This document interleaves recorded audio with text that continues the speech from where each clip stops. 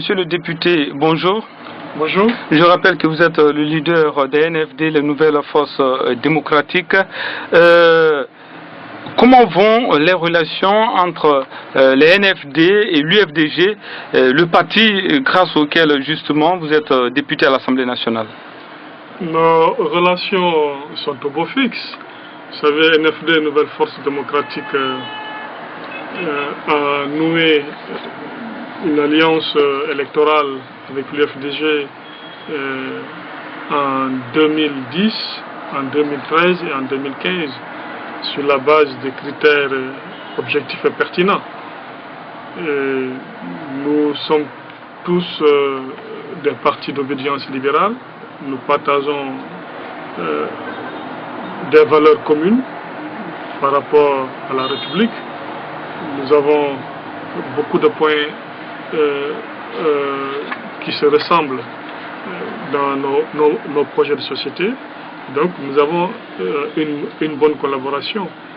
C'est pour cela que facilement nous arrivons à nouer des alliances suite à des discussions, suite à des échanges dans l'intérêt de nos formations respectives, mais dans l'intérêt du peuple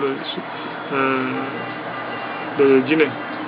Alors, la CENI, la Commission électorale nationale indépendante, a publié un projet de chronogramme électoral par rapport au communal. C'est le mois d'octobre prochain qui a été annoncé. Comment, du côté des NFD, on perçoit déjà ce projet de chronogramme? Nous sommes opposés. NFD, Nouvelles Forces Démocratiques, membre de l'opposition républicaine, est opposé à ce chronogramme, dès lors qu'il viole les accords du 20 août.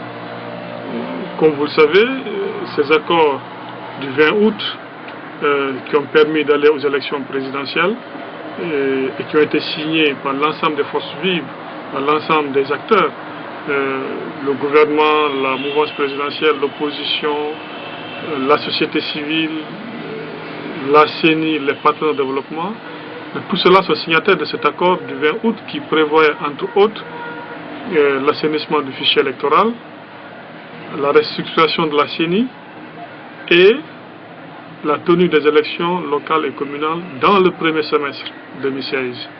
Donc ce chronogramme de la CENI viole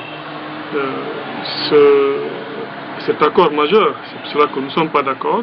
L'opposition exige le respect de cet accord.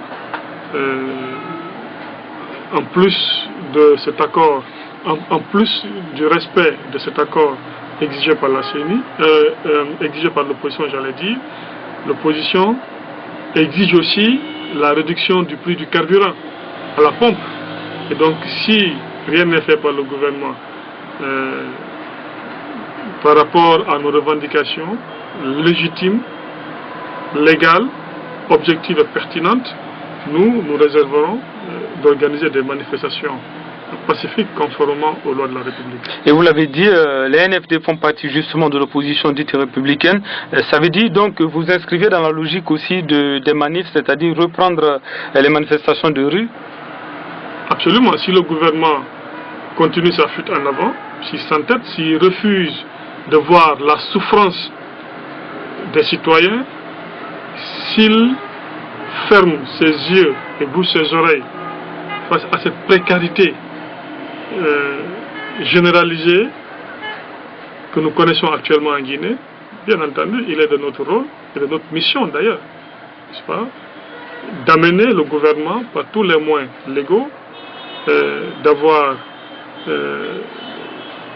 raison gardée et d'accomplir sa mission qui est d'être au service des citoyens, d'être au service de la Guinée et de donc travailler pour l'amélioration des conditions de vie des Guinéens. Et c'est tout le contraire que le gouvernement est en train de faire actuellement.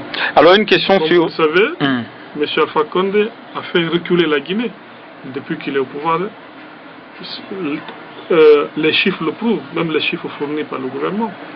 Le quotidien aussi le prouve, la réalité le prouve. Et donc, il est de notre devoir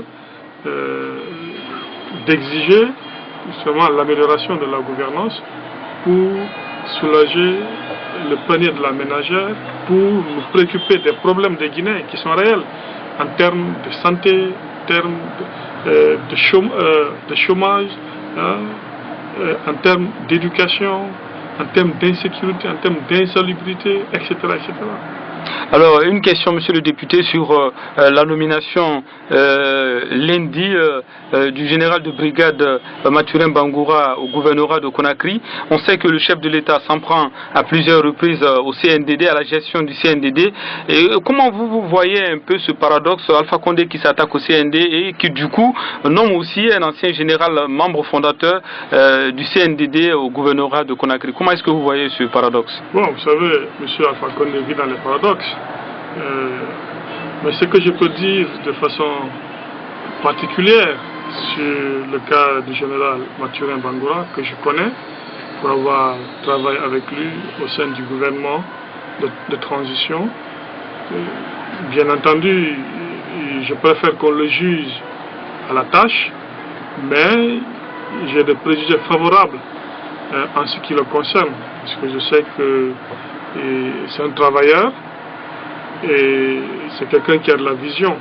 Donc si M. Alpha Condé le laissait travailler, s'il a les moyens de sa politique, je pense, bien entendu je dis je pense, qu'il va faire un bon travail au gouvernorat de Conakry. Alors une dernière question sur la pétition lancée par le président du BL, Bloc libéral, Dr Faya Milimono, qui demande justement le remplacement du président de la Cour des comptes, en l'occurrence Mohamed Diaré. Est-ce que vous avez été informé de cette pétition et quel est votre avis là-dessus? Personnellement, on en a parlé brièvement, mais je pense que nous allons en discuter au niveau de l'opposition républicaine pour prendre une position commune. Donc j'attends effectivement que le sujet soit évoqué au sein de l'opposition républicaine. Alors, M. Mokhtar Diallo, merci d'avoir répondu à nos questions. C'est moi qui vous remercie.